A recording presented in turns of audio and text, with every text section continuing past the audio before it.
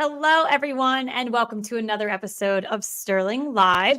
My name is Caitlin Brower. I'm Sterling's Director of Social Media and Public Relations and your host of Sterling Live. I'm so excited to be back here for another episode, but I'd like to point out today is our 85th episode. So thank you for our audience and all of our guests who tune in week after week, and for our guests who come on with me for every single episode. So I'm happy today is our 85th episode because our guest, Iain Murray, has been on with me probably 4 or 5 times. So you've been a huge contributor to Sterling Live. So Iain, thank you so much for joining me today. Can you go ahead and reintroduce, I think our audience knows you by this time, but reintroduce yourself to our audience. Sure. Thanks, Caitlin. And congrats on the 85th episode. I think that's a testament to you as more than any of the guests that you've had on, as much as we'd all like to take the credit. So I'm Iain. I'm based in Vancouver, Canada, and I support Sterling as Director of Enterprise. So I look after my team, and I look after most of our enterprise customers in the area, and I support as a senior advisor on best practices and screening with clients around the globe. Awesome. Well, thank you for that introduction. And again, thank you for being with me again on another episode of Sterling Live. As you can see on the bottom of our screen, our topic today is rescreening and monitoring, understanding the best services for your organization. So we'll be diving in to rescreening and monitoring. We'll look at it as a high level and give you an overview, but we're also going to dive into some trends we're seeing within Canada as well. But I just want to remind our audience, if you have any questions for Iain today, you can go ahead and put them in the comment section across each of our platforms. We're live right now on Facebook, LinkedIn, and YouTube. So please plug those questions in, and I will get them over to Iain as I see fit throughout the episode. Let's go ahead and get into it. So starting with an overview, what is the difference between rescreening and monitoring? Well, this is one of my favorite questions on the topic because I have seen the two words used interchangeably, but I like to draw a bit of a distinction between them. I think it's best to probably define monitoring as a search that's proactively alerting employers to red flags. So where possible, the systems can be set up that it's constantly interacting with the database of records that it's searching, and it'll report on anything proactively that comes up. On the other hand, rescreening is a little bit different. Rescreening, at least my definition, would involve a particular cadence for a certain interval. So maybe you're looking for a criminal record once every year. So that to me is a bit of the difference. Rescreening would be something on a cadence, perhaps annually, and monitoring is a constant search that will ping you the moment something hits that database that you'd like to know about. So you said you loved the question. Does that mean that a lot of clients or prospects are asking us this question? Yeah, absolutely. And also I'm just a nerd with language, and I find that, as we'll dig into probably in our chat, different services lend themselves to different models. So as a Canadian, I'm a bit envious that the U.S. criminal record check system, for lack of a better word, allows a monitoring product. Sterling's had that for years, and it's worked really well, especially in areas like not-for-profit, where you've got a volunteer who's maybe been in a role for 2 or 3 years. If they find themselves in the back of a police car and charged with something shortly thereafter, you'd like to be able to know about that. But in Canada, our systems aren't quite configured to be, the system's not built to allow for that. So you're kind of left with rescreening, a particular cadence of rescreening somebody every year or two. So there's obviously potential there that the day after they've done a criminal record check, they're charged with something, and you don't know about it until you do another check down the line. It's a good segue in. So we'll talk about rescreening a little bit more now. So specifically with like trends that we're seeing with rescreening. So why are we seeing right now that it's on the rise?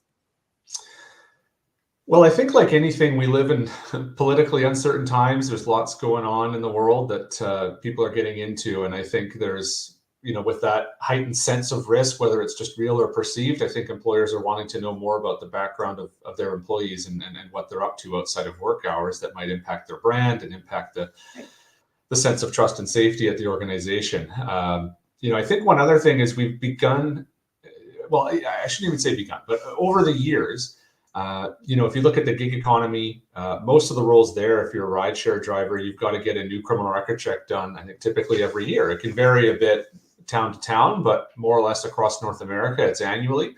Most nonprofit organizations, if you're a volunteer coach or driver or referee, you've got to get a check done every year or every 3 years.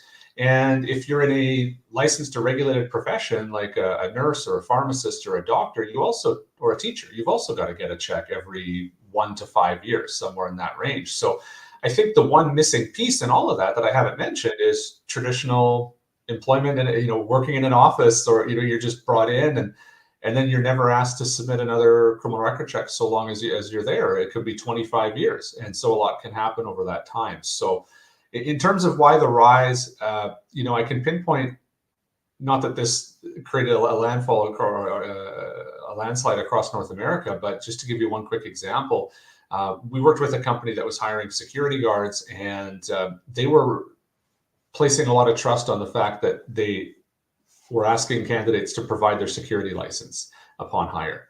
And that security license, you had to get a criminal record check done, but it only had to be every 4 or 5 years. And so they were discovering that about 1 or 2% of their security guards actually had a criminal record. So they'd obtained this, they'd committed an offense after obtaining their security license. And it might only be 3-6 months, maybe a little bit more, that had elapsed before they'd applied with this employer.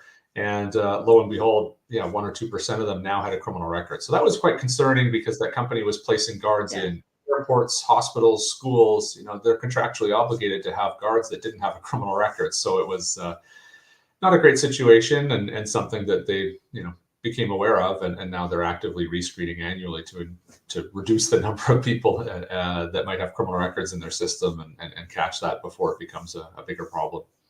Right. Definitely a concerning situation. But as you said, rescreening is in place now. So it's always good to have those examples and share them on hand. So thank you for that. Iain, we have a question coming in from LinkedIn. So feel free to position this with the rescreening aspect on it.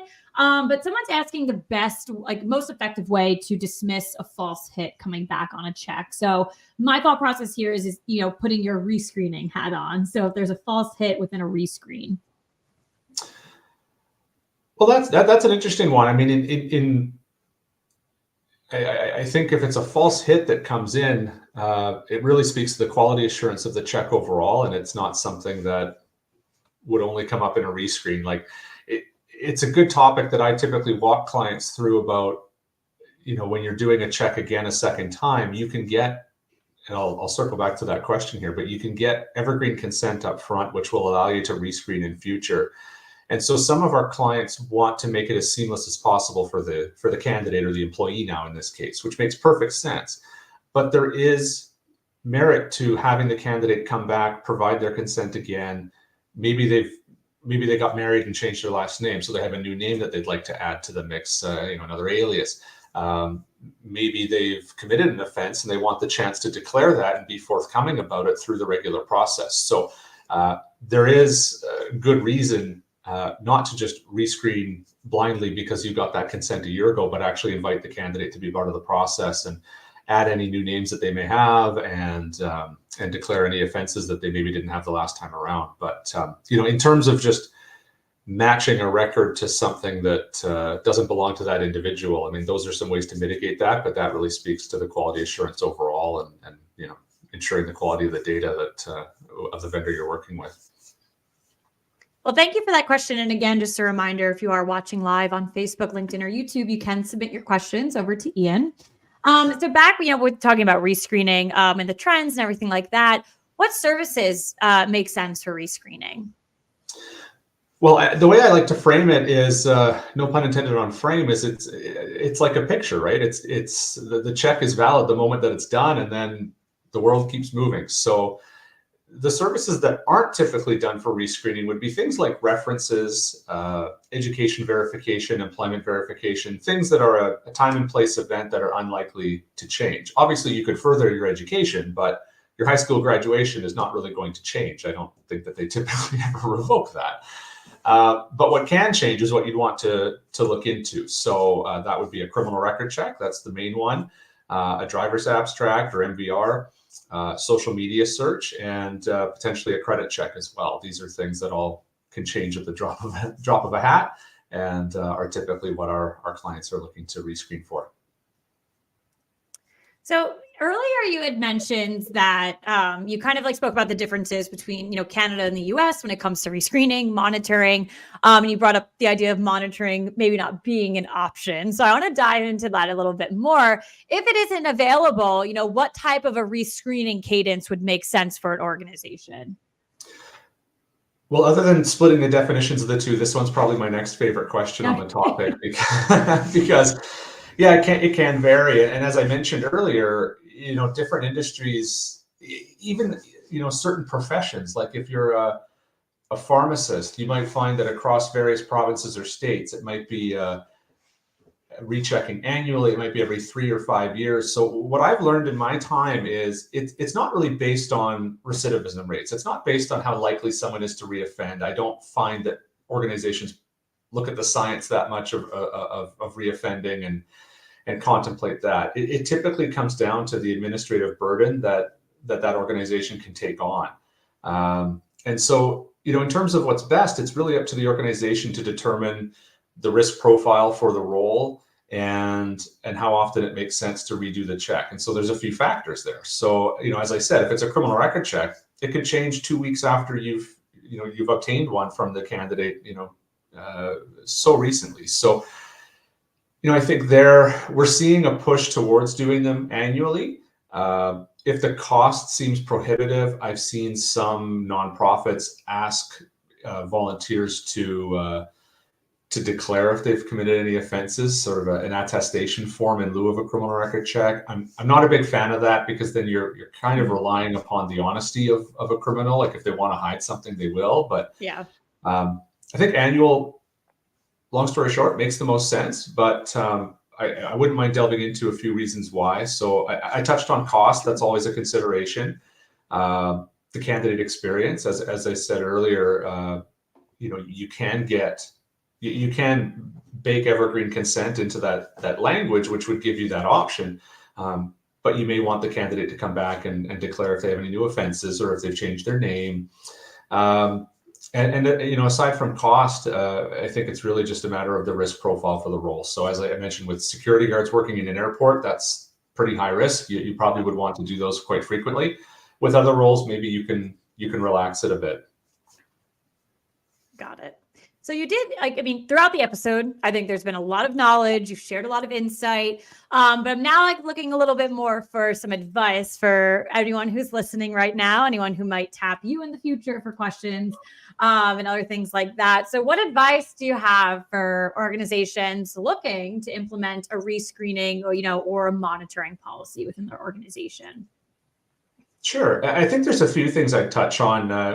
One is, as I was just wrapping up my last answer there, some of it requires an evaluation of the role, and you might determine that some roles are riskier than others, and maybe that warrants a rescreen or warrants a more frequent rescreen where it's happening annually as opposed to every 3 years. If the purpose of the recheck is that you just want to make sure you're getting the absolute most up-to-date information, again, to give one specific Canadian example, and I know this would impact other countries as well, in Canada, there's more or less 2 different levels of criminal record check. One is a standard check where you'll get conviction information. The other is an enhanced check, which will pull in warrants and charges and things that haven't quite yet led to a conviction. So if your objective in this is to ensure that you're getting the absolute up-to-the-minute best information available, the enhanced check would be best even before you even bother with a rescreen, because that's going to capture something that's a charge that's kind of just hitting the books that you want to be aware of as an employer before the finding of guilt comes down, and it might take a couple of months to enter the CPIC system for Canada. So, make sure that you're using the right service overall. A couple of the other pieces of advice I'd offer, not related to the timing and the service mix, would be ways to execute the program. And what I mean there, 2 key pieces come to mind for me. One is communication. So if you're rolling out a rescreening program, I think the way you don't want to do it is just to work with a company like Sterling and have an email or whatever the invitation method is to engage the employees with it. You don't want them to be surprised when they get an email in their inbox. You don't want it to look like a phishing scheme from some company that's trying to get their personal information. So be transparent about it, put it into your policies, have an email communication that goes out to all staff saying, hey, everyone, it's that time of the year again. Yeah. It's time to refresh everyone's criminal record checks. So communication, as always, is key. And one of the other elements I think that's quite important is, while your traditional screening program obviously has some security around viewing permissions for who can see the results of criminal record checks for candidates, I think that that level of care goes up a level when you're talking about current staff. So it's quite likely a good idea to restrict viewing permissions for who can see the results of criminal record checks on current staff to very few senior decision makers within your HR team or your risk teams. So I think that's another key consideration as well, just to make sure that current employees' criminal records aren't being shared outside of who needs to know within the organization. Yeah, it's great advice. Specifically the second piece that you had around just communication and being upfront. I think everyone these days with emails, I'm constantly making sure they're legit, no matter who it's coming from. I could have 1,500 emails from the same company over and over, but this one time I feel like it's a little sketchy. So I think being open and upfront communication is definitely important for sure, but really good advice all around there for any organization that's looking to bring in a policy like this. So we had a lot of great answers to questions today. These questions we are getting from clients, from prospects, for everything that we're doing. So definitely hope we answered them properly for everyone. And, we gave some good advice, but I do want to remind our audience, you still have some time to ask questions. So if we did not address any of the questions you have, please go ahead and pop them in now. And while we wait for any last minute questions to come in, Iain, I just wanted to gather some final thoughts from you today. Sure. Thanks, Caitlin. Yeah, I think the most common questions that I field are the ones that you asked. How often should we do the checks? What services? Should we communicate the plan? Those are definitely the most common. And I do think that there's a trend. I think most businesses have an awareness now that any regulated role, any volunteer organization, anyone working in the gig economy, is just becoming very common to get this done every year. And it's a good idea to be on that sort of cadence. I think the last point that I didn't mention earlier that I'd like to mention is for employers to consider that if you have an employee, if you don't have a policy for rescreening, and you have an employee that finds themselves in the back of a police car being arrested for something, what's their sense of duty to mention this to their employer? I don't know that they would probably conceal it. Again, I'm speculating in terms of the percentages, but maybe 2/3 of the time or greater.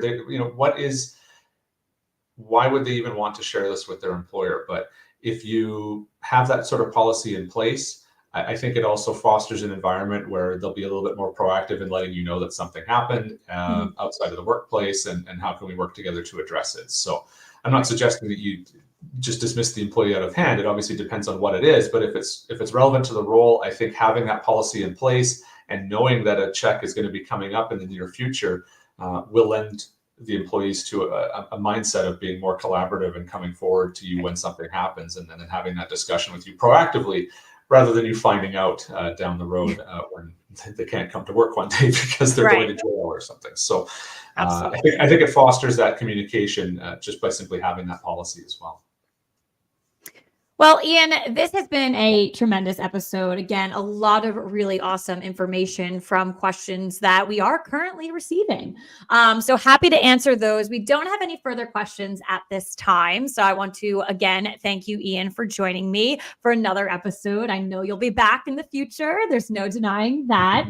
85 episodes later, and you'll definitely be a big percentage in the future. But thank you to our audience, too, for tuning in live, or if you're watching on demand. But with that being said, thank you for joining us. And thank you, Iain. Thanks, Caitlin. Hope to be back for number 100. Yes. Mark your calendars, everyone. It'll be here. But yes, thank you so much.